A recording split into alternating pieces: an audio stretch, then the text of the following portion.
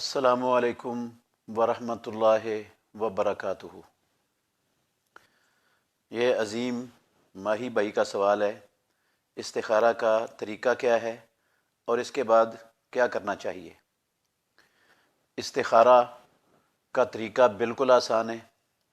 سب سے پہلی بات یہ یاد رکھنی چاہیے، استخارہ ہر انسان اپنے معاملے میں خود کرتا ہے۔ کسی دوسرے سے استخارہ کروانے کا محمد الرسول اللہ صلی اللہ علیہ وسلم کی شریعت میں، اللہ کے دین میں کہیں تصور اور نام و نشان بھی نہیں ہے۔ یہ جو میڈیا پر، اخباروں میں، جرائد میں لوگوں کی طرف سے استخارہ کرنے کا کاروبار لوگوں نے چلا رکھا ہے، اس کا اللہ کے دین سے، اسلام سے دور و نزدیک کا بھی کوئی تعلق نہیں ہے۔ رسول مکرم صلی اللہ علیہ وسلم سے بڑا کائنات میں نہ کوئی آیا ہے اور نہ قیامت تک آ سکتا ہے۔ آپ صلی اللہ علیہ وسلم کے بعد آپ کی امت میں ابو بکر و عمر، عثمان و علی رضی اللہ عنہم سے بڑا عزت والا، بزرگی والا نہ کوئی آیا ہے، نہ کوئی آ سکتا ہے۔ انہوں نے کبھی کسی کے لیے استخارہ نہیں کیا اور نہ لوگوں نے ان سے آ کر کہا کہ ہمارے لیے استخارہ کر دو۔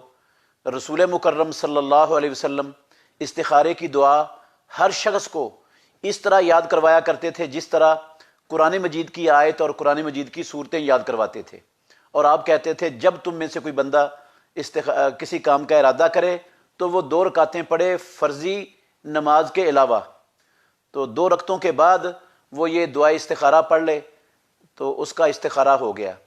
جس کام کے لیے اس نے استخارہ کیا ہے، استخارہ ہو گیا ہے۔ یہ استخارہ دعا ہوتی ہے اللہ رب العالمین سے، تو اس استخارے کے مکمل ہونے کے بعد وہ اس کام کی طرف قدم بڑھا دے جس کے لیے استخارہ کی ہے۔ اس میں نہ خواب کا کوئی مسئلہ ہے، نہ کوئی دل کے میلان کا مسئلہ ہے، نہ کسی اور چیز کا کوئی مسئلہ۔ کتاب و سنت میں ایسی کوئی شے نہیں ہے، یہ لوگوں کی اپنی منہ کی بنائی ہوئی باتیں ہیں ساری۔ تو استخارے میں استخارے کی دعا پڑھنے کے بعد کام شروع کر دے اپنا۔ اگر وہ کام اس کے دین کے لیے، اس کی دنیا کے لیے، اس کی آخرت کے لیے بہتر ہوگا تو اللہ آسانیاں پیدا کر دے گا، وہ کام ہو جائے گا۔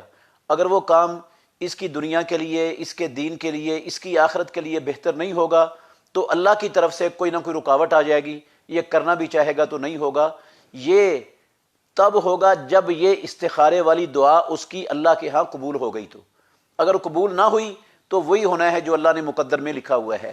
ایسا ذہن نہیں رکھنا چاہیے کہ استخارے کے بعد جو کچھ بھی ہونا ہے لازمی وہی بہتر ہونا ہے، یہ نہیں ہے مسئلہ۔